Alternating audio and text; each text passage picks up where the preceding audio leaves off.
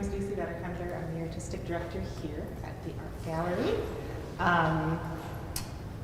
So this is really, thank you so much for approaching me, Ariadna, because maybe people don't know that the Art Gallery was founded in 1907, a very long time ago, by a music teacher and an art teacher. So the fact that we're having more and more collaborations that really activate the space with sound and performance, right? That's so important to me. That it's not just visual art, that it's not just static art. So yeah, thank you, and I know there's a lot of musicians in the audience. Always reach out to me. We love having your voices fill this space, right? Before that, recent history, 117 years ago. Before that, 152 years ago, this land that we're standing on was designated Treaty 2. And before that, for time immemorial, it's been the shared lands of the Cree, the Anishinaabe, the Anishinaabe, and the Dakota peoples, and it is the homeland of the Red River Métis, which happens somewhere in the middle of those two histories. So with that in mind, I would like to welcome Ariadna and also point out, before I forget, that there is a donation box on top of the AGSM's normal donation box, just to the right of the exit of the gallery, which would go directly to the artists, just because of logistics. Of course, artists should have cash in their pockets. So please join me in welcoming Ariadna Ortega.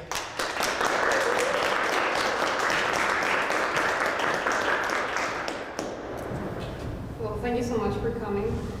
I'm not going to say a lot, but thank you for coming.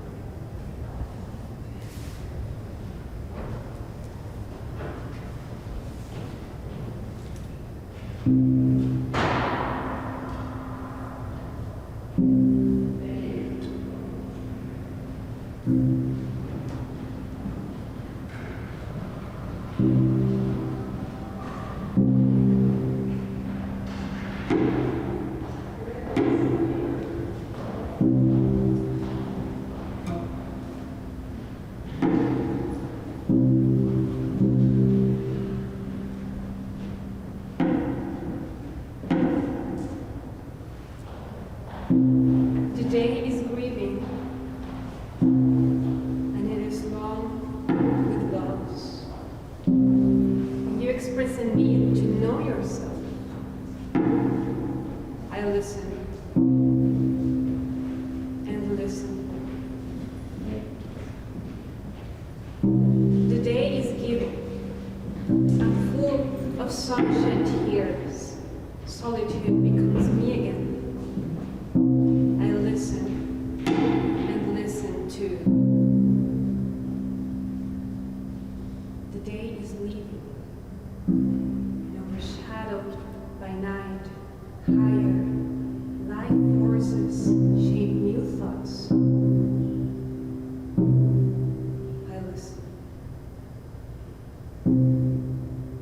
I die to myself and follow. The night listens to moments filled with leaving.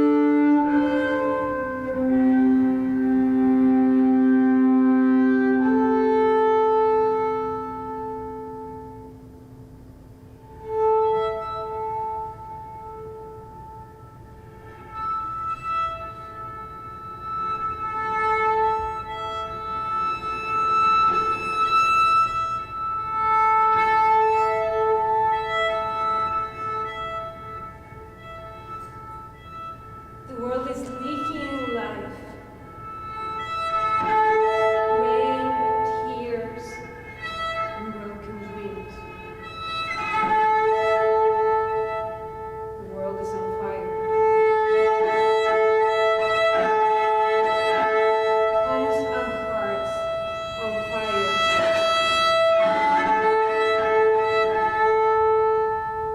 The spirit's hand as smoke that blurs my vision and makes me dizzy.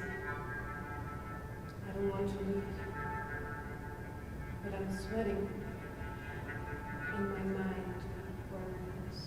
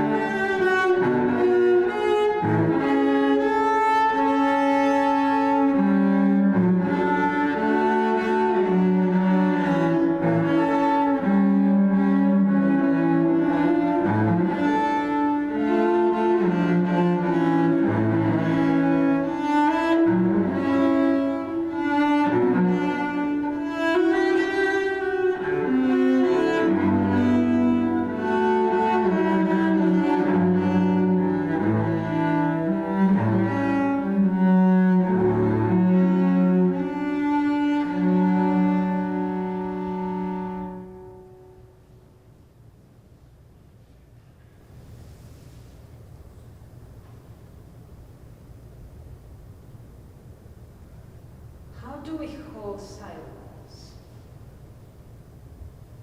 How do we hold silence in lines of poetry, in the syntax of the poem's phrases or sentences? And why does it matter anyway? Is there not more power in the words we write, in words we say to each other? Hush our being lifted soars, I wish I were somewhere else. His travel companions trying to shush him. Taking a deep breath, I cover my face. Words cannot be taken back, sure. There is always the word sorry, but listen to the sound it makes. The pathetic overture of could have, should have, but silence, left as a space between our words, can hold everything and more. It holds its own. It becomes the measure of the sacred space between us, the uncertainty of our knowing. And there are no words for that.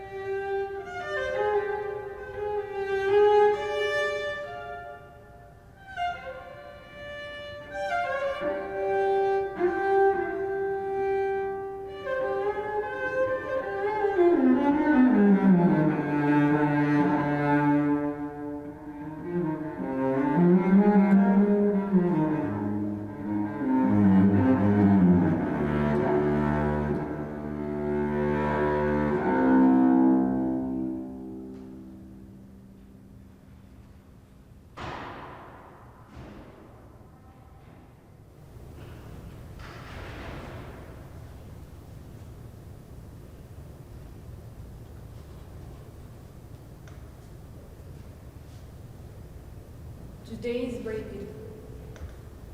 Just as bright, just as blue, just as green and as white and as crimson as the cherry trees full in bloom, and the half-opening peach blossoms, and the grass just waving, and sky and hill and cloud can make it if they try. He thought last Saturday beautiful, yet to this golden day, it was but one simple gem, to hold handfuls of jewels.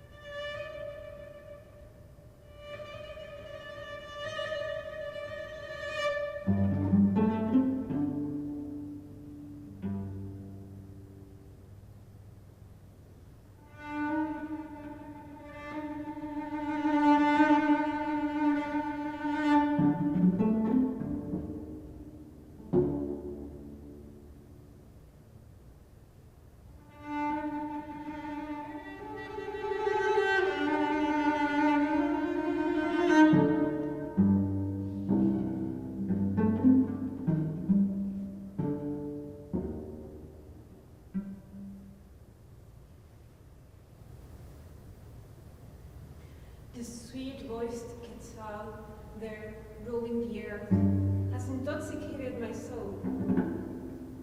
I am like the Quetzal bird. I am created in the one and only God. I sing sweet songs among the flowers. I chant songs and rejoice in my heart. The fuming dewdrops from the flavors of the fields intoxicate my soul.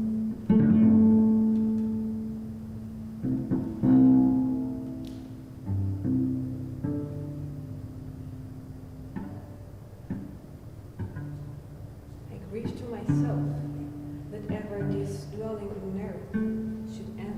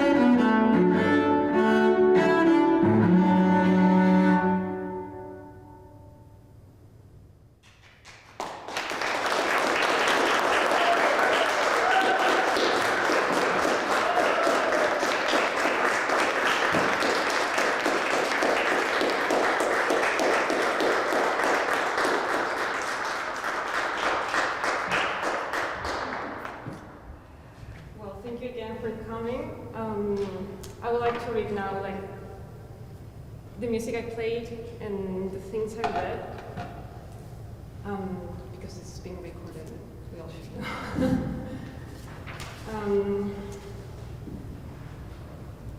So this is a combination of different pieces that I've been working on for the last month. I started with the introduction of Benjamin Briden's cello suite, and I read a poem by indigenous Canadian composer called Rasuna Marston. Then I played the movement called Cello in Sally Beamish cello solo suite, Maple. Then I played the three movements of this piece called Mountain Weeps by cellist and Canadian composer India Jessup. Then I played the saraband of Bach's Sixth Cello Suite. The poems that I read there were mine. Then I played more movements of Maple by Sally Beamish, and then I played another two movements by Benjamin Britten, and then Maple again. And I read a poem by Rita Bouvier. She's also Canadian, she's from Saskatchewan. And in the last chunk, I started with another movement of Maple, the Allemande of Bach's Sixth Cello Suite, Maple again, and the Gabots of the Sixth Cello Suite. And I read excerpt of a letter by Emily Dickinson, and the last thing I read was a poem by Aztec poet Nezahualcóyotl. That was it.